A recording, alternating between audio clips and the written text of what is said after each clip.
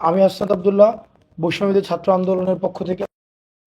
কোনো ছাত্র সংগঠন না, আমরা হচ্ছে এই জুলাই গণ অভ্যুত্থানে যে ব্যানারের নেতৃত্ব হয়েছে সবার অংশগ্রহণে, ছাত্র জনতার অংশগ্রহণ, ক্রিয়াশীল ছাত্র সংগঠনগুলোর অংশগ্রহণে, বাট যে ব্যানারের নেতৃত্ব হয়েছে সেটির প্রতিনিধি হিসেবে আমি আসছি।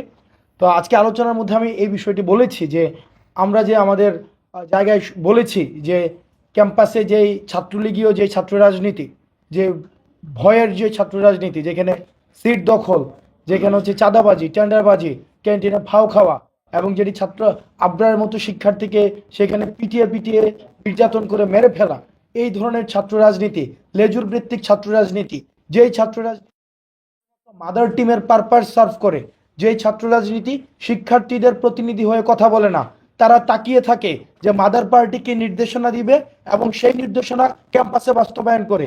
ক্যাম্পাস কি হচ্ছে, তাদের মূল দায়িত্ব হচ্ছে ক্যাম্পাসকে নিয়ন্ত্রণ করা।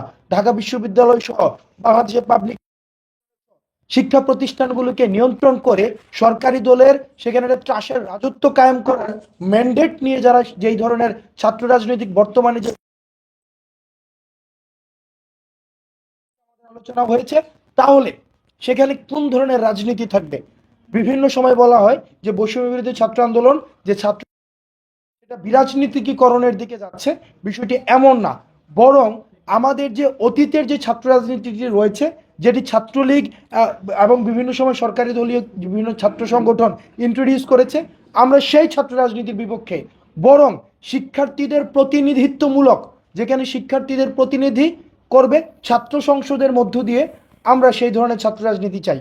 এবং আজকে একটি আলোচনা এসছে যে শিক্ষকদের এক ধরনের যে একটি যে আবার মাদার পার্টিকে সার্ভ করার এক ধরনের রাজনীতি রয়েছে, আমরা সেটির দিক থেকেও আমরা হচ্ছে নিস্তার চাই।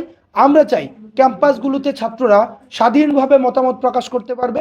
সেখানে ভিন্ন মত প্রকাশ করলে তাকে শাহবাগ থানায় গিয়ে তুলে দিয়ে আসবে, প্রক্টর শো এসকর্ট দিয়ে তুলে দিয়ে আসবে, সেই ধরনের ছাত্র রাজনীতি আমরা চাই না। বরং সেখানে ছাত্র সংসদগুলোকে দ্রুততম সময়ের মধ্যে অ্যানাভেল করতে হবে। এবং আপনারা দেখতে পেয়েছেন যে নিকট সময়ে ক্যাম্পাসগুলোতে বিভিন্ন অস্থিতিশীলতা দেখা যাচ্ছে, ছাত্রদের মধ্যে এক ধরনের কলহ সৃষ্টি হচ্ছে। সেটিকে কিন্তু আমরা সেই শিক্ষা পদ্ধতির একটি প্রতিফলন দেখতে পাচ্ছি, যেখানে মূল্যবোধ বিবর্জিত সেই শিক্ষা পদ্ধতির এখন আপনারা প্রতিফলন দেখতে পাচ্ছেন। সেটিকে নিয়ন্ত্রণের জন্য আমরা মনে করি ছাত্র সংসদ একটি একটি হচ্ছে ফলপ্রসূ সমাধান হতে পারে, যেটির মধ্য দিয়ে সেখানে শিক্ষার্থীদের সমাধান বা শিক্ষার্থীদের সংগঠন ছিল যারা ফেসিবাদ বিরোধী আন্দোলনে সামনে থেকে নেতৃত্ব অংশগ্রহণ ছিল। আমাদের আলোচনা আজকে প্রাথমিকভাবে আলোচনা হয়েছে, আমরা আমরা হচ্ছে মানে চলমান আলোচনাটি চলমান। আমাদের 25 নভেম্বর একটি প্রাথমিক আলোচনা হয়েছে, তারও আগে টিএসসিতে আলোচনা হয়েছে, আজকেও আলোচনা হয়েছে।